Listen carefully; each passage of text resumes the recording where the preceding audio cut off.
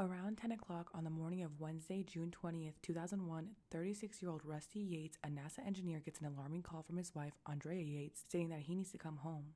He asks her what's wrong and she states that she did it. He asks what she means, and she replies, "It's the children." Panic sets in. He asks, "Which one?" And she replies, "All of them." He rushes home from the Johnson Space Center in Houston, Texas to their Spanish-style 3-bedroom, 2-bath house on Beachcomber Lane that he shared with his wife and 5 children, ranging in ages from 6 months to 7 years. There were police cars and ambulances in the driveway and parked on the street. When he exits his car and hurries towards the door, an officer stops him and explains that he cannot enter the house. After a few minutes, he goes to the window and then the back door, where he screams, "How could you do this?" as he lays his eyes upon an unimaginable scene. Andrea Yates was a high school valedictorian, captain of her swim team, and an officer in the National Honor Society. She completed a 2-year nursing program at the University of Houston and began working as a registered nurse in 1986 at the Anderson Cancer Center. Those who know her stated that she was studious and shy. She didn't seriously date until the age of 23 and suffered a bout of depression over a failed relationship at 24. In 1989, she met Russell Yates at the Sunscape Apartments in Houston, where they both lived. The two moved in together and would be married by April 1993, and announcing that they would seek to have as many babies as nature allowed. Andrea continued to work until their first son, Noah, was born in February 1994. Shortly after Noah's birth, Rusty accepted a job in Florida, and the family relocated to Seminole, where they lived in a small trailer home. Their second son, John, was born in December 1995, followed by their third son, Paul, in September 1997, when they moved back to Houston. They purchased and lived in a customized Greyhound bus with their 3 children. Then came their fourth son, Luke, born in February 1999. By this time, the multiple pregnancies and stress of caring for 4 children were beginning to catch up to Andrea. Like many mothers, she was breastfeeding her newborn every 3 hours and sleeping no more than a few hours a night, if that. On June 16, 1999, when Luke was 4 months old, Andrea called Rusty at work to advise that she was extremely anxious. When he arrived home, he found his wife shaking and barely able to speak. "I need help," she implored. The following day, Rusty took his wife and children to the home of her elderly parents, where he thought that she could rest. That afternoon, she took 40 antidepressant tablets. If her mother hadn't found her and rushed her to the ER, it would have likely killed her. She was transferred to the psychiatric unit at Methodist Hospital, where she was diagnosed with major depressive disorder, single episode, severe. This would mark the beginning of a spiral into a full-blown psychosis that would never adequately be treated. Shortly after, a social worker investigated the Yates situation and visited the home. She described Andrea as unwilling or unable to identify any life stressors. She described Rusty as aware and accepting of his wife's problems and more comfortable calling her condition PPD, postpartum depression, than major depression. His concern was that his wife was struggling with the concept of salvation. The caseworker also stated that the patient and her husband, living in a converted bus with 4 children, was alarming. She was so concerned that she called Houston CPS abuse hotline on June 23, 1999 to report the family's living arrangements and the fact that the patient's husband allowed their toddler to use a power drill. However, 7 days later, CPS sent a letter stating that they declined to investigate. The caseworker elevated a letter with her concerns to the Houston Police Department, which lay dormant in Andrea's file until 2 years later, when she would commit absolutely horrifying acts against her children. 3 weeks after her first attempt, Rusty found his wife in the bathroom trying to slit her own throat with a knife. She was taken to Methodist Hospital, where she was again treated for major depression. She stated over and over again that she loved her husband and kids, but felt that she would hurt somebody and thought it better to end her own life to prevent it. A doctor recommended electroshock therapy, but both Andrea and Rusty declined. She was then treated with antidepressants and antipsychotics. Slowly, she began responding. Rusty visited his wife diligently at the psychiatric ward. Nurses described him as supportive and caring.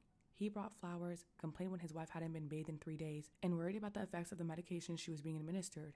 After 3 weeks, Andrea was discharged to the partial hospitalization program, where she continued daily hospital care but slept at home, which was now a 3-bedroom house in Clear Lake. Andrea seemed to be doing better and was off her meds by November 99, with the discretion of her doctor and Rusty. By March 2000, she was pregnant again, and by November 2000, she gave birth to her daughter, Mary Yates. 3 months later, her father died, who had been suffering from Alzheimer's for 7 years, and her psychosis returned. She held Mary in her arms continuously, afraid to put her down. She stopped eating, drinking, and speaking. Rusty took her to a nearby hospital, where 2 doctors immediately checked committal forms indicating she was a danger to herself and unable to make rational treatment choice. One box, is likely to cause serious harm to others, was left unchecked.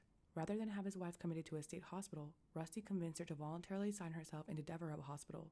Had she been committed to a state hospital, she would not have been limited by the health plan maximums. She was discharged just 12 days later. Weeks later, she was back. At this point, she was near catatonic and did not move at all. She was put on antipsychotic medication per Rusty's request, but then on June 4, 2001, they discontinued the antipsychotic medication, just a little over 2 weeks before she would commit an unspeakable crime. During Andrea's illness, Rusty's mother, Dora Yates, had come from Tennessee to help with the children. Her mother-in-law later recalled in the days leading up, Andrea paced in circles around the house, scratching her head and staring at walls.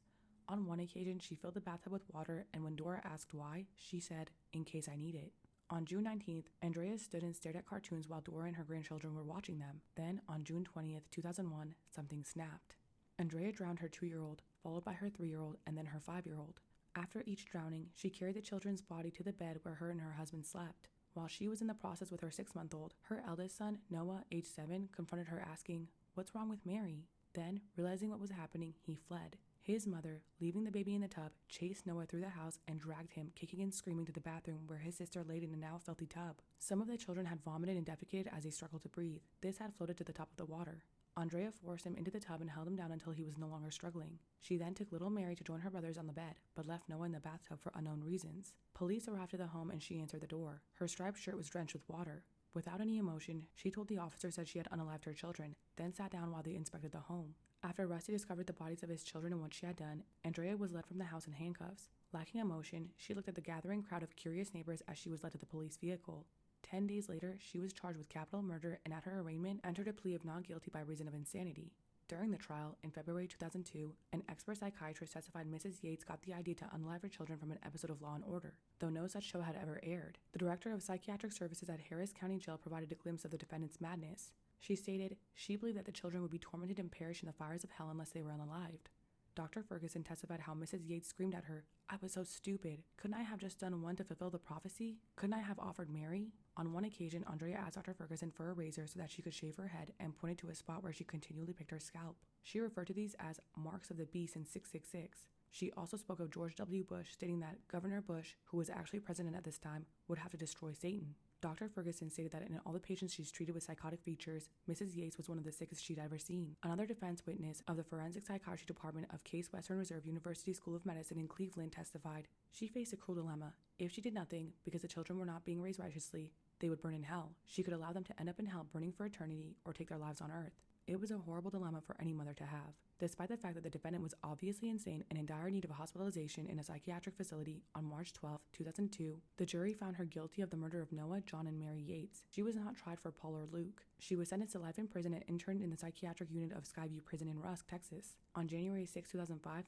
the Texas First Courts of Appeals reversed her capital murder conviction, indicating erroneous testimony by psychiatrist Park Dietz may have prejudiced the jury. In the beginning, Rusty visited his wife, but 2 years later, in August 2004, he filed for divorce. A final judgment was entered March 17, 2005, and Andrea received $7,000 in cash, the right to be buried near her children, and a nursing chair. She was also rewarded a portion of Rusty's retirement benefits when he retires. On January 9, 2006, in her first court appearance since 2002, Andrea Yates pled not guilty for the reason of insanity, and in February, Judge Belinda Hill approved $200,000 bond on condition that Mrs. Yates voluntarily commit herself to Rusk State Hospital. Her second trial then began in June 2006, 5 years after she unalived her children.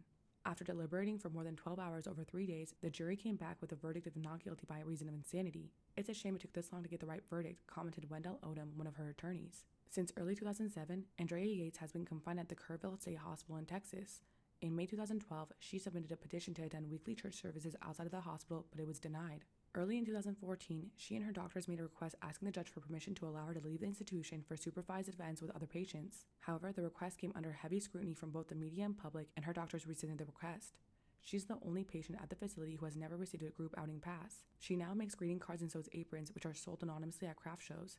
The proceeds go to the Yates Children Memorial Fund, which was founded in 2002 to improve mental health of mothers of new babies in the region. In 2006, Rusty remarried to Laura Andrews, a woman he met at church. As of 2014, they had a 2-year-old son named Mark. The Yates children are all buried in the Forest Park East Cemetery in Webster, Texas. Their grave is marked by an ornate monument featuring etchings of their faces.